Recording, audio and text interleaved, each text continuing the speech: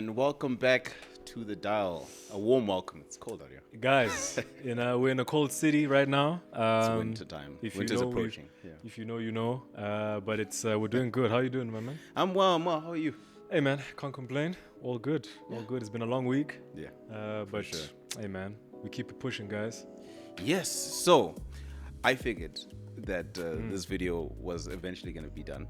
But we're so fortunate that we have two watches here at the same time that I've always wanted to talk about.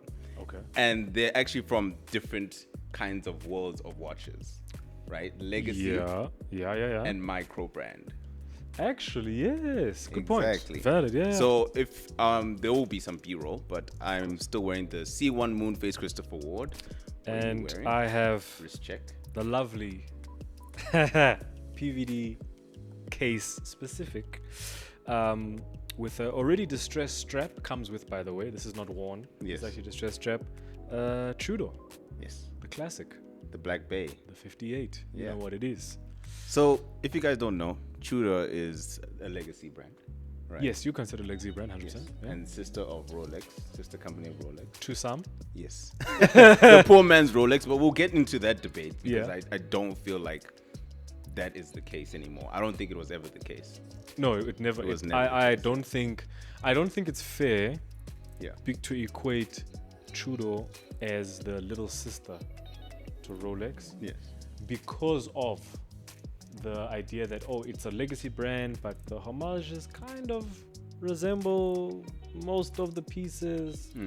It's like, okay, so does that mean is then Seiko not a little sister? To Grand Seiko? No one will agree with that statement. It can get tricky. With No, these, but my with these point- sisters. Yeah, with But then this it's company. this whole thing of like big brand, sister version of big brand, Yeah. or little brother, little sister, whatever analogy you want to use. I think they're big in their own right. I mean, it's like saying, Rolex movements are so lovely, and then you're just like, and Zenith is okay. Excuse me. Do you wanna have that conversation? Exactly. You know what I mean? So, but again, it's also knowledge and information in what you're exposed to. But I don't agree with Tudor being the little sister to Rolex, or being seen I less can agree than with that rather. as well. Yeah. Actually, yeah. I think this whole poor man's Rolex thing, they should. I think it's time we get it out of our system. Yeah, I mean, what do you mean? It's not right at all. It's not a poor man's Rolex. No. A Rolex is a Rolex, and a Tudor is a Tudor. But more fun. More fun. My opinion. His humble opinion. But yeah, so tell us what. Okay, so tell us what you're getting with a legacy brand comparing to a Christopher Ward, right? Because I have a C1 Moonface on, right? Yeah.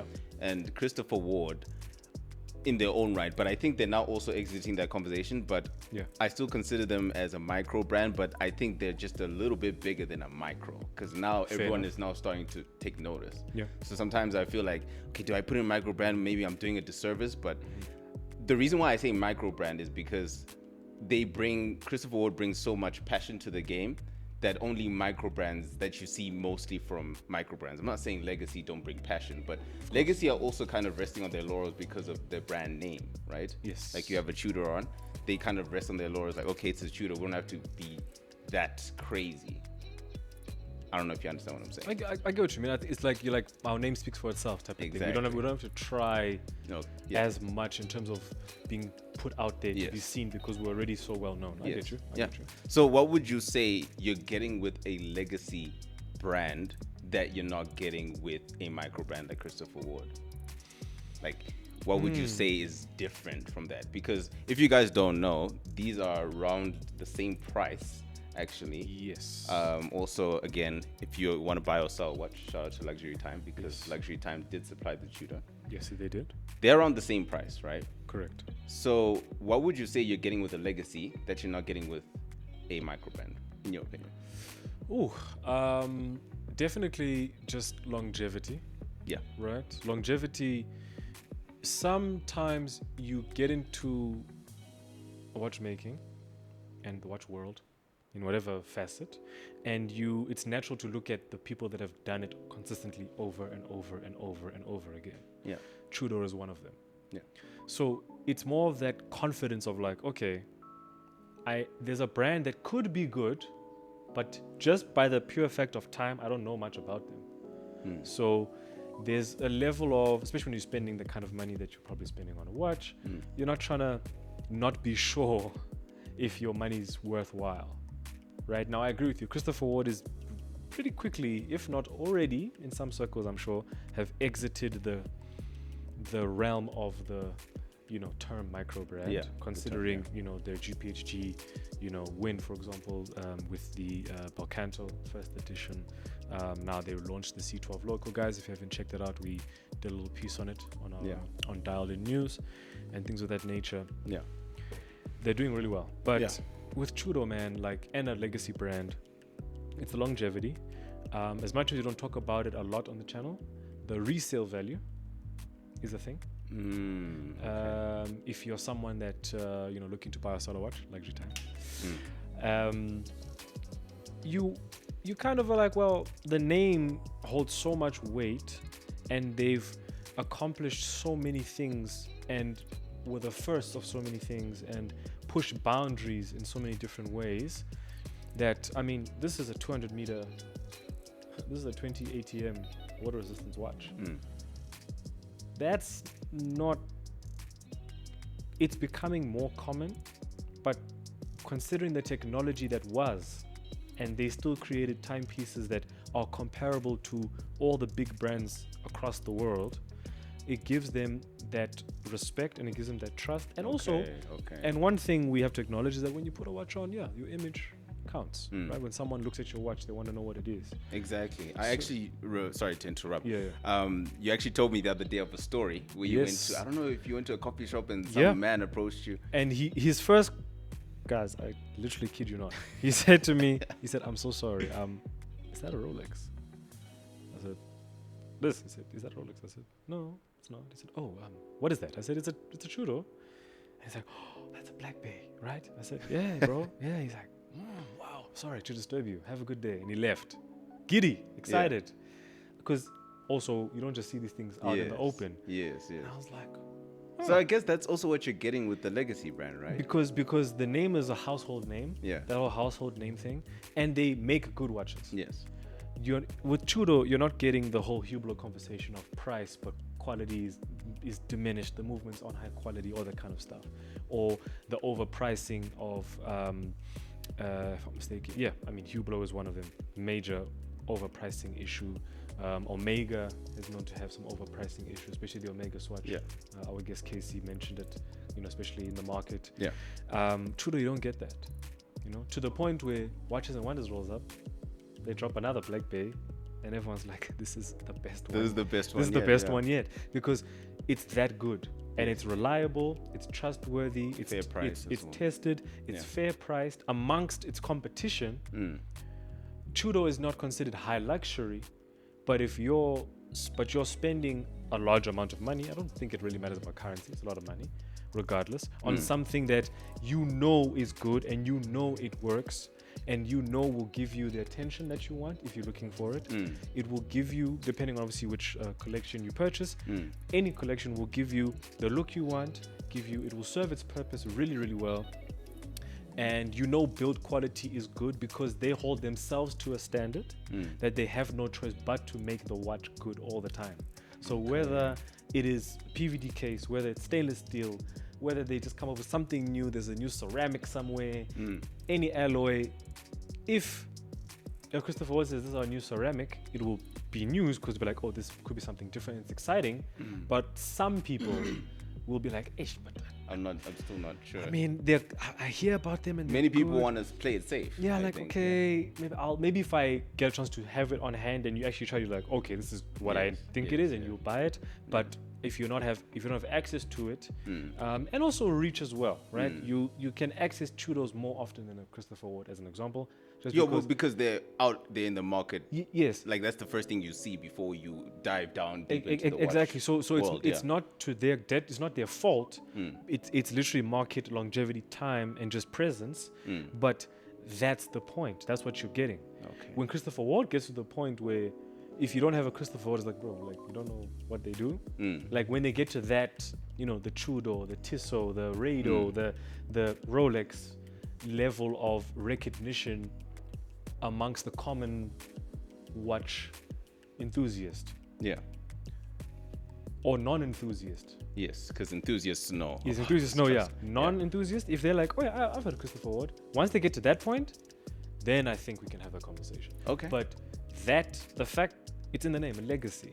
Okay. And not I legacy see. of name, because there's many brands legacy of name. I mean, Vacheron, but you can't even get one. Forget about it. Yeah. You can't even find it. You can't get one. That's how rare it is.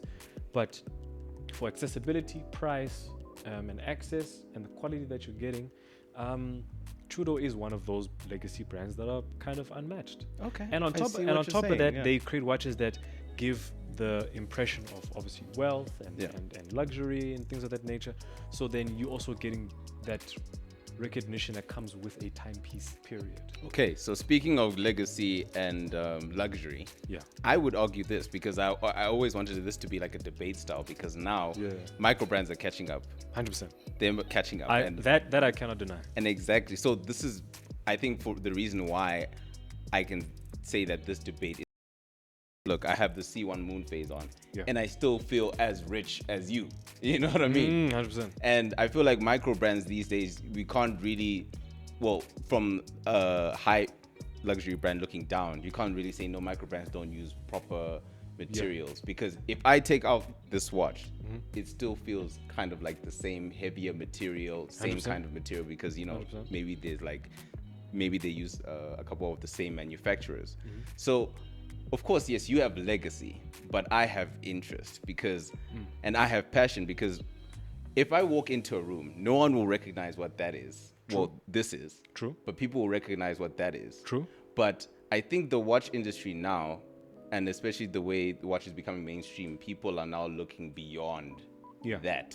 So yeah. then to your point, Yes. but also a bit of an argument is then that is recency bias to say because of the way the market is shifting now, the shift to micro brands is good. Yes. But that's only now. Yes. So correct in that they are now being seen more in social media, and you know we spoke about this on the episode, guys. We talk about marketing and how you can position yourself using today's technology to be seen, probably even more than the big guys. Yes. To more eyes and all of those nice things. But that is new, right? It's new. Yes. So new things are always interesting because it's new. It's new, but they do have history. They have history. It may not be as old as Tudor. Okay, you see, but then Right, but then now it's like saying, so it's the equivalent of saying comparing a Baltic dress watch to a Breguet dress watch. Okay. The Breguet Classique we had on the channel Yes. is one of the most beautiful timepieces I've ever seen. Breguet is the oldest name in the game, and their legacy is not only the fact that they've produced things like the Tourbillon and all these other I believe they're one of the first with the blue hands, which Cartier is famous for, and Yes. pioneers, right? Pioneers are Always revered. they're Fair. revered, and Fair, yes. then they naturally slow down Yes. and become quiet, Which is why- because they have no need to prove themselves. Exactly, which is why I like the Christopher Ward because Christopher Ward is hungry, and I feel like they'll always remain hungry to the point where even if they become a legacy brand, they'll still be giving off more passion because they know what it's like From the ground up. from the ground up. I feel like I think micro brands are bringing, and it's not even only Christopher Ward. We have Venezia and Nico. We have people that are really hungry, that are pouring everything into it. 100%. Like, let's just take even like for unboxing, right? Yeah. When I unboxed the Christopher Ward, I felt special. I'm not sure about your Tudor unboxing, right? Maybe it'll be on the channel. But I had letters from them. I had manuals. I had like, thank you, great, this is amazing. Yeah. I feel closer to that brand, and I've mentioned this on the podcast before. Like, I feel closer to that brand. When I look at Tudor, yes, Tudor's great. People notice it, but I feel so detached because they're the old guard and they did things differently. Today we live in a world of videos, content, streaming. Everyone wants to be close. Let's make an analogy to their favorite streamers, for example. So people want to be closer to Christopher Ward because they understand the social media and the content phase, which is why they made the documentary and all that. Yeah. So that's why I feel like I'd rather walk into a room and not have anyone know what I'm wearing, but I'll still, as soon as I pull out my wrist, everyone is like, oh, What this is is that? amazing. Do you know what I mean? Instead of someone saying, oh, okay, cool, that's a Tudor, cool, get my number, I would rather just be like, you know what, dude, I don't even care if you know what this is or not, but I'm just happy in the fact that I really know. Okay. Yeah. Well, I get what you're saying, right? Yeah. This new phase of the watchmaking in general. Yes. It's exciting. Yes. I agree. It's exciting. I mean, from your really high end to from your MBNFs, your Bulgaris, Bulgari, to Baltic, to Venezia-Nico, to Christopher Ward, to Zurich, to bro, I mean, even sort of the quote unquote obscure ones that many people may not know about. They're trying things. Corolla Jaming and all these guys. They have no limitations because the groundwork has been done. The foundation has been done by Tudor. Okay. The mere fact that Christopher Ward is like, we're gonna do whatever we want, to the point where they made a documentary about it and had a discussion about the name, because they have that affinity to understand that even in today's modern world, even the naming convention has to have meaning, because they understand, and this is to your point, they understand that they need to be more than just good watchmakers. They have to be. Tudor is a good watchmaker. Again, it's getting to that chicken and the egg conversation. You understand? Yeah, okay. But then that doesn't diminish either or, because without the one, there wouldn't be the other. Symbiotic. It's symbiotic. Without Tudor doing what it did, Christopher Ford might have still existed, but there'll be many other things like, oh, they were able to do this. Oh, Bell & Ross was able to create one of the most impressive divers watches and wonders, when they did their lovely sort of reveal of it, right? That we covered on the channel, guys. Amazing watch. Then they weren't the first ones to do it. Neither was Tudor, but Tudor did it before. Yes. There are many brands that have done it before. So it's also, again, it's recency bias, where if you are unaware that what you are enjoying now is the consequence of a bunch of brews back in the day when you and I went alive, and they're like, how are we going to get this to 200 meters, bro? How are we going to do this? How? The aviation watches we enjoy now, if Breitling went like, how are we going to do this? Okay. It takes those first people, and again, it's the natural progression of innovation. Inspiring generations. Technology, right? Someone to be like, oh, you can do it, I think I can do it better. I'm not saying there are micro brands that we've commented on the channel that have watches better than some Tudors and Rolex, Rolex, like better in every way. In terms of intrigue, in terms of build, in terms of just construction, in terms of story, in terms of meaning, unboxing experience, the packaging. I mean, Venezia-Nico, guys, I mean, you've seen the unboxing experience of Venezia-Nico is insane. Yeah. Is the textile of the box is more, dare I say, more inviting than a Tudor. Way more inviting. Way more. Hands down. Okay. Hands down inviting. I'm glad you see. No. The thing is also me. You know me. I'm not someone who. I'm not argumentative, right? In the sense of like, I'm just gonna argue with you because it's just for the sake of it. But it's like, okay, what is better? There are things about a legacy brand that is better. For example, financially speaking, like I said, resale value. Legacy brands, not all of them, but many of them appreciate. Some of them are just good to sell, and so on and so forth. Not all of them, of course, and neither, of course, on the micro side. For example, if you have a Belcanto, the one at GPHG, and you try to resell it, probably gonna be a happy guy. Yeah. Right? Probably. Yes. But it takes that achievement. Tudor have already done it. They've proven themselves to be a staple, to be the point of, even when you've got all these micro brands, all of them making insane pieces. There's just something about a Black Bay that when it's in your collection, you're like, hey, that everyone asks. You're like, bro, but like but that's a nice Black Bay. That's a nice one. I mean, of course, there's the 58, there's the 54, which I think is more of a ladies' watch because of the size. Yeah. But it fits a lot of people, right? They've got entire range. You know, the burgundy one that they released. Yes. Stunning dial. Yes. Stunning. A bit of a Marmite in the community because I heard some people don't like it in terms of enthusiasts. Yeah, like but it's Marmite to some. But hey, I think I like the burgundy. I think it's great, right? Yeah. But like the way we talk about Tiffany & Co. and purple, Yeah. burgundy. I need more burgundy, guys. I like burgundy. I like that deep wine. It gives me it's a nice feeling for me as an individual, right? But then back to this conversation, there is room for micro brands because obviously the legacy brands exist and they inspired those that created the brands that we see now. But it's that same thing. Without Michael Jordan doing what he's doing, without him achieving what he achieved, we can't compare him to LeBron, for example. So we can't compare generations? No, we can compare generations Okay. if there's a comparison between the two. Because there has to be there has to be someone to have done it. Another analogy, Usain Bolt, Yeah. the fastest man alive, 9.58. The day we get 9.57, the only reason why 9.57 even matters is because someone did 9.58. The reason why the micro brands matter to us is because they exist. Tudor walked so They- Christopher Ward could fly. Could fly.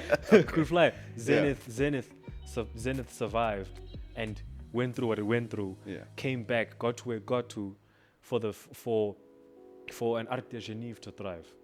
You know, Kari Voutilanen perfected his craft because Constantine, right? Vacheron was like, let me try this watch thing. I have interest in this, right? 270 years of history leads up to a C12 logo. Because you've got things to compare it to. You'll be like, okay, and this is what micro brands are doing a lot of the time. I think I can do this better. Yeah. But it had to have Which been, what makes them so great. but that's why we love about micro Yeah. brands. But that doesn't mitigate or reduce the importance Of a legacy. of a legacy brand, not just because of the mere fact that they were there before, but the mere fact that all the things that they attempted and failed at led all the way to the point to where you can see a Baltic watch and see a Breguet Classique and you're like, oh, These both look nice, These- but I'll take the Baltic. probably But take we the- can't forget about the Breguet. the Breguet, right? So it's also market shift. A couple months ago, the Content, social media. content, social media. It's the modern world, so Yeah. it's keeping up with the times, if you will, keeping up with the Okay. Joneses, right? Okay, I get it. Okay. And brands like Christopher Ward, like Vanessa Nico, like Horror Jermaine, like Zarek, they know the game they're like, because they were born in the technological phase of social media. and they were like, oh, we can capitalize. So that's why on it's this. taking a lot of legacy brands longer to adjust to it. Yes, because also their business model is not really catering to the newer generation, which Yeah. we've had this conversation about, where we're like, the older brands should start appealing to the younger people, because at some point we're the ones that are gonna look at you to be like, okay, now I want to step my game up. Yeah. I want that What's piece. beyond? Yeah. Yeah, I Yeah. want that piece that I have. You can't find. I want to find that. For the That real. no one knows. For no one knows. For example, I don't know anyone that has a Daniel Roth, and that's new. Like in terms of your proximity of people, you know. like course, we don't know. We don't know anyone that has a H Monson C. Yeah. We've seen one, but we don't know anyone that has one. For example, we don't know anyone that has a Kari Voutilanen. Kari Voutilanen is roughly, and Daniel Roth. All the older gentlemen that have now capitalized in the modern world. So they seem to be forerunners, which they are, because Piaget, Vacheron, Okay. Rolex, Tudor, Zenith. But we can Breguet, agree that Breguet. there's certain levels of exclusivity. Like you said, Karen Voutilanen, Vanessa Yeah. Nico, Yeah, Chris yeah. Ward. Yeah. I would say Chris Ward is more super exclusive because no one's really heard much of it compared to a Tudor. Because Tudor is exclusive. It is. But a Chris Ward is comparison. it's a little bit super exclusive because no one's really heard it before, right? Okay, but if you don't hear of something happening or something that you don't know about, wouldn't that make it like a level higher? Okay, so what makes Studio Underdog less exclusive than Christopher Ward? Well, no one's really heard. Well, I think Studio Underdog and Christopher Ward are the same level of super exclusive because no one Really? yeah. Really? Because no one's really heard of them before. Like, if we walk down the street, people are like, "That's a Tudor." We don't know what this is. I don't know if you can see my point. No, I see what you're saying, but then It's a spectrum. That's what I'm trying to say. no, I understand what you're saying about the spectrum, but then the way you're phrasing it is like, okay, but micro brands are, because of the modern world, they are being pushed upwards. That's just because that's what our eyes see. But then now you have to be afraid of clout, right? Because I'm not saying they might be. I'm not naming any because I wouldn't know. But there might be micro brands or brands in general, actually, that are capitalizing on clout, reducing the actual craft. Because this is an art form at the end of the day. It's a business, but it's an art form at the end of the day. If your business model is cheap, let's get things quickly because we have eyes on us to make money, that's not good for the game. Yes. You need to actually make a watch. Yes. Which is why a Kokyoto, right? That's a micro brand, and they make barely 50 watches a year. That's exclusive to me. Not super exclusive? No, that's like more than Christopher Ward, in my opinion. They haven't even won an award. Okay. But I'm starting to see but their watches are for the niche. They're like niche. Because they're like there's niche, then there's niche. Yeah, there's niche, like, and it's like that's why it's a spectrum. Right? Yeah, there's a spectrum. So there's niche like horologing, and then there's like Roger Dubois. Then it's like, oh yeah, that's super niche. And then it's like F. Pigeon. That's super niche. And then, and then it's like so. Right, but then that's the beautiful thing about the game is because we've got the big white gates. You can start off with a nice little Seiko in comparison. You know, you can get it, and then you get a Tissot PRX, and that whole trend of like, it looks like a. That's why people collect actually, because it's just bouncing to the next level of exclusive. Because then you're like, and it's a symbol of I've achieved. And it never ends, kind of like the universe. It doesn't end. Because I can make one out of one watch and sell it for like 5 million. Yeah. That's super exclusive. I mean, for example, the Vacheron Solaria that we speak about a lot. There's literally one. Whoever has that, they are literally, the exclusivity is so thin. That has to be some sort of end of the spectrum then, right? Right? You see? But then that's the beauty of the industry because then everyone has a space. Yeah. But my point is the mere fact that there's the space means it had to have started from somewhere. And that's why people always look at a legacy brand. Okay.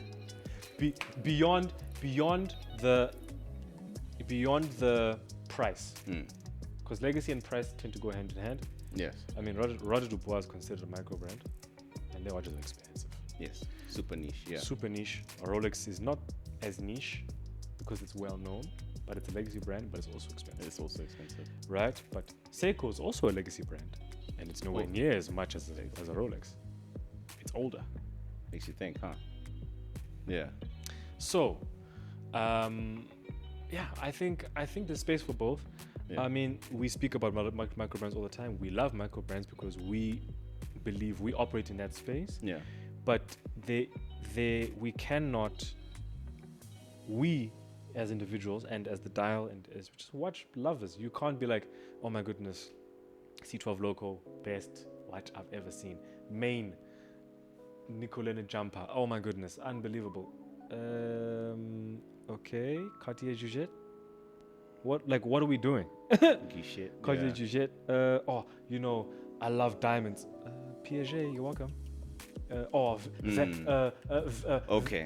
Van Cleef and Arpels is great. We shouldn't fall into recency bias. Yeah, recency bias is normal because you're living it. Yes. But if you have the knowledge and the exposure to, you'll be like, okay, I can enjoy what is in front of me. But we cannot forget what was. You cannot forget what was because literally, you cannot say, oh my goodness, Bluefin Origami, one of my favorite watches that came out last year. One of my favorite watches. I spoke about it. Love that watch to bits. Amazing dive watch. Amazing. Rado have been making amazing dive watches for time. Ules Nade for time. Beauvais. Oh my goodness. That's exclusivity that, hey. Yo, I don't even think Beauvais. dude. Oh, I've been Beauvais reading up on it. is a Listen, shout. that's a whole. Yeah, nother guys, chat. that's a whole other video all by itself. Yeah. Beauvais, we love you. Yeah. But yes, but then my point is then, you know, there's what's on television, there's what's on your phone, there's what's on TikTok, And then there's what only a few people know and then you peel back in the that layers. circle. And then in that circle, you still have micro brands. Yeah. You still have legacy brands. They're not all legacy brands. Yes. No one knows. No one knew Roger Dubois until we mentioned it. Yeah. On Off the Clock, the last episode of my mistake. Yeah. That name isn't just open. No one knew Grunfeld. No one knew. No one knew Grunfeld. No one knew. I mean, and again, to the point of the exclusivity, no one knew about Baltic until we mentioned it. No one knew about Xeric until I mentioned it. No one knew about Caveman watches until I mentioned it. So the mere fact that it's not as known doesn't make it more exclusive. It's how you sell yourself that makes you more exclusive. Okay. Now, because of the legacy of the big three, I agree with that. Yeah. they literally don't have to sell themselves because they've done it for so long. So that's just time on their favor and consistency for the most part, right? Vacheron being the most consistent in terms of production, right? For 207 years non-stop. Yeah. But then that doesn't exclude anybody else. But personally, hey man, keep them coming. I want more micro brands. Interesting chat, huh? Interesting. Hey chat. man, and I think we're gonna get a lot of hate, low-key. I And, think, a lot of interesting, deeper. I think the comments here are gonna be long essays. Yeah. Which we welcome. We need the essays because also the conversation around watches, we need to talk just beyond, looks nice, shiny, famous, Cool, big name, cool. That there's a place for that. Yes. But if we really want to go into the mere fact that watches is literally a wearable piece of art, that's the real point of it. Hence why you can get a what's that brand? Work. Yes. Will drop a watch where you don't even know where to start looking. You don't know what the time is. You don't know what the time is, but you can't stop looking at it because there's an artwork. MBNF. Yes. They literally They knew. they call their watches time machines. Yes. Jacob and Co. They have the way they count the time is a roulette thing. Oh, okay. I mean the casino. The casino, The sorry. casino roulette. watch. I mean Astronomia. And I think there there you're not looking at the time. There you're gambling. There you're like, I want to see. But I do get you like odd pieces. Yeah. Right. So there's, I mean, Vans and Opals, the one we covered where they've got the two people dancing at night in the night sky, and then there's those brands. I mean, Vanenzi Nico with the case backs, showing history. There's art and there's stories behind what interests us in watches in the first place, beyond just expensive, looks nice, big name, right? And that's where micro brands come in for the most part, and then some micro brands really take it to the next level. You know, so. I mean, yeah, you brought some really good points. Yeah, man. But I think, micro brands are next up, guys. Like, listen, I am guys. team micro brands. Look, I do love a Tudor. I'd love to wear that Tudor. In fact, I will wear that Tudor. I mean, we all know that's one of your favorite brands. Yeah. So, you know what I mean? So it's very like, I love you, son, but I need to also support my other son. Because I really love this as well. So it's kind of like, of course. Guys, tell us what you think. This legacy and micro brand chat is pretty cool. So we'd love to hear your comments. This is just an open conversation, guys. It's more of a rant today, honestly. This wasn't really planned. Yes. There's no right, there's no. But we would want to hear your comments, legacy versus opinions. micro brand, because gone are the days where micro brands like, no, the quality's bad. Nah, these brands now are like, dog, broski, and because if Tudor do one wrong move, it's like. Yeah, because and that's the one. Because they're all watching you like. And that's one thing about legacy. You did that, I'll do that better. Yeah, and that's one thing about legacy. It's like they're waiting. Like when you're at the top, they're waiting for you. There's so much for you to lose. That's why they kind of like rest on their laurels. Exactly. Some brands like, okay, I'm just gonna drop the same thing again. How you comment with Hublot? Yeah. 20th anniversary, same thing, different colors. Oh yeah, Hublot better. Hublot need business rescue at this point, guys. Somebody do something. But then again, this is just to close off. Yeah. That happens. They dropped something. We comment with the Rolex Land Dweller. Didn't do really well. But Take dropped the Cubitus. Guys. Vanenzi Nico dropped their first ever in-house movement. Yay. Right? Yeah. In-house movement is like, okay, that's not normal. Christopher Ward drops their second. Plus a C12 logo, which is gonna go for some money. Yeah. Okay. U-Boat dropped something. Well, how many of you know about U-Boat? Okay. Grand Seiko's like, let's just, I mean, we did the Shibuya, but let me just do something else. Let me just drop something on your head top. And then in the same vein, a couple of mishaps with the big guys. And then Now everyone's jockeying for position. everyone's like, boom. And then Vacheron's like, so Larry. It just does. Just like, There you go. There you go. But then another legacy brand, Omega, people complain, why are you dropping the same watch multiple versions so many times? So there's different marketing strategies, and that's a whole other conversation. But from just a person who likes watches perspective, a normal individual, guys, acknowledge micro brands because they give you access to the industry. You no longer have to cry for a Rolex. You no longer have to cry for a Tudor. Because there's other watches that could be even better than that. Better than that, and you won't have to break For the same price. For the same price, and more often, way less. Yeah. Way Way less. Yeah. And that's the beauty of this industry. But best of both worlds. Get your legacy brand because you're gonna feel the difference, and get your micro brand because you're gonna feel the difference. Get both. Get both. But Get guys, money, yes. if you want to buy and sell sell a your watch, watch. with that being said, head over to luxurytime.co.za. Tell them the Dow sent you. and they'll Things look of after that you nature. Yeah. because that's what they do. Exactly. So, guys, like, share, subscribe, and never forget to Stay on the watch.